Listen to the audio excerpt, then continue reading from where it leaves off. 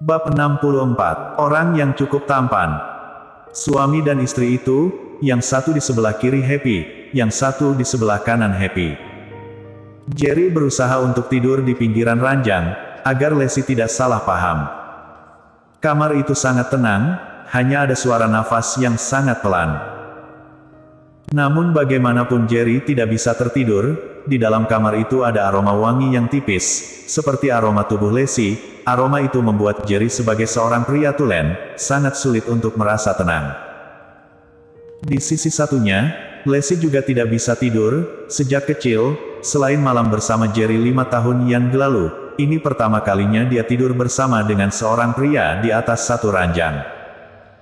Keesokan paginya pukul 5, Jerry bangun tepat waktu, itu adalah kebiasaannya selama bertahun-tahun. Namun baru saja ia bangun untuk olahraga pagi, tiba-tiba ia merasakan sebuah kehangatan menyelimuti tubuhnya. Cahaya yang gelap masuk ke dalam kamar melalui kaca jendela. Jerry menundukkan kepalanya, dan melihat sebuah wajah yang sangat cantik, rambut panjangnya terhempas di belakang kepalanya. Lacey sedang tidur di lengan Jerry, kedua lengan tangan putih cantiknya memeluk leher Jerry, satu pahanya yang panjang dan putih itu juga ia letakkan di atas tubuh Jerry. Lalu ia melihat Happy, entah sejak kapan ia sudah berguling ke bawah kaki mereka. Bagaimanapun Jerry adalah seorang pria dewasa berumur 27 tahun, melihat wanita secantik Lacey memeluk tubuhnya, di pagi hari saat semangatnya sedang membara, adegan yang sangat menggoda itu benar-benar merupakan sebuah penyiksaan bagi Jerry. Ia berusaha membuat dirinya tenang, mencoba memastikan berkali-kali bahwa dirinya masih berada di pinggiran ranjang, setelah itu barulah ia merasa lega. Lacey sedang tertidur pulas, entah kapan dia akan terbangun. 5 tahun ini pertama kalinya Jerry tidak olahraga pagi. Entah setelah berapa lama, barulah Lacey terbangun. Ia membuka kedua matanya, dan melihat sesosok wajah yang sangat familiar di depan wajahnya. Nafas sang pria yang berat itu langsung tertuju pada wajahnya, sangat hangat. Merasakan sentuhan dan kehangatan di lengan dan kakinya, ia sangat terkejut dan langsung mendorong Jerry. "Brengsek, apa yang kau lakukan padaku?" Lacey tampak malu dan marah, airnya tampak sedikit basah. Jerry yang awalnya pura-pura tidur itu pun tidak bisa berpura-pura lagi, terpaksa membuka kedua matanya. "Lacey, apa yang kau katakan?"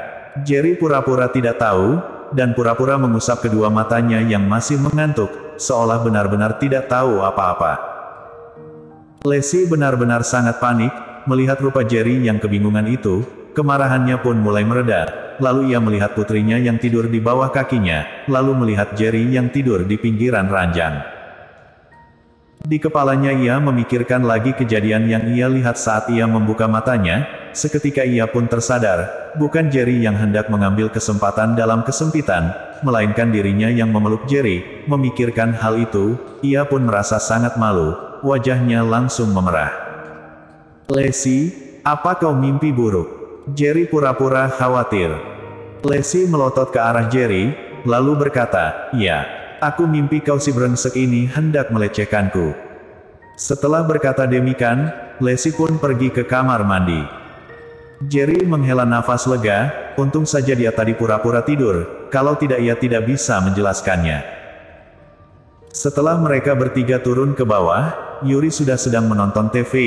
Lacey pergi ke dapur sejenak, lalu menyadari makanannya sudah habis, dan di wastafel ada sebuah mangkok kosong yang sudah terpakai.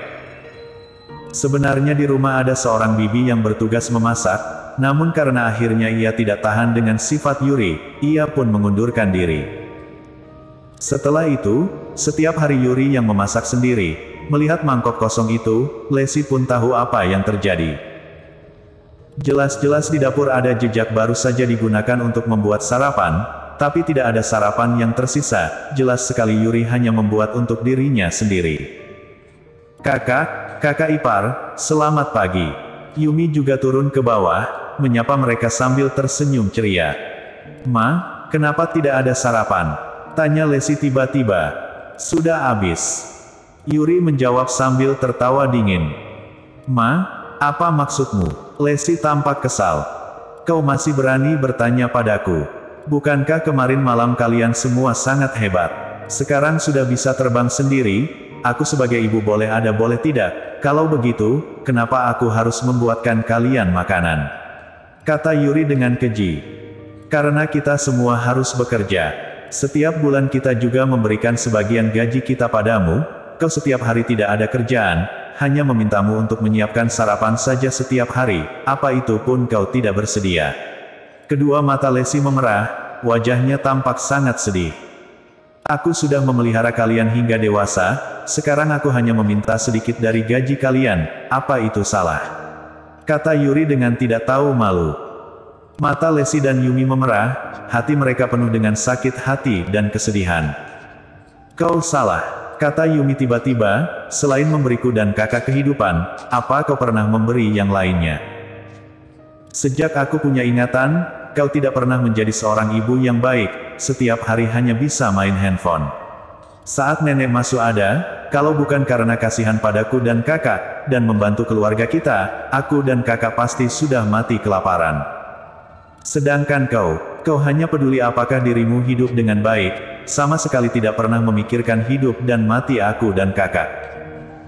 Kami ingin mencari pembantu, kau yang bilang tidak perlu, menyuruh kami untuk memberikan uang itu padamu, kau yang akan masak untuk kami, tapi sekarang, uang yang kami berikan padamu setiap bulan, sudah cukup untuk merekrut 2 orang pembantu, namun pada akhirnya, kita bahkan tidak bisa makan di rumah sendiri, kalau begitu, kita juga tidak bertugas untuk memberimu uang sepeser pun lagi. Lalu, Yumi pun pergi dari sana. Awalnya Yuri merasa marah, namun mendengar kelak Yumi tidak akan memberinya uang lagi, seketika ia pun panik, ia segera mengejarnya keluar, Yumi, jangan marah. Mama hanya kesal saja, oleh karena itu tidak membuatkan kalian makanan, mulai besok, aku pasti akan membuatkan kalian makanan yang enak. Namun mana mungkin Yumi masih mau mendengarkan perkataannya. Ia pergi tanpa menoleh ke belakang sedikit pun. Kita makan di luar. Lesi melihat Jerry sejenak, lalu pergi sambil menggandeng tangan Happy. Lesi, jangan terburu-buru, masih ada waktu, aku akan masak sekarang, hanya butuh waktu sebentar saja, makanan di luar tidak bersih, jangan pergi.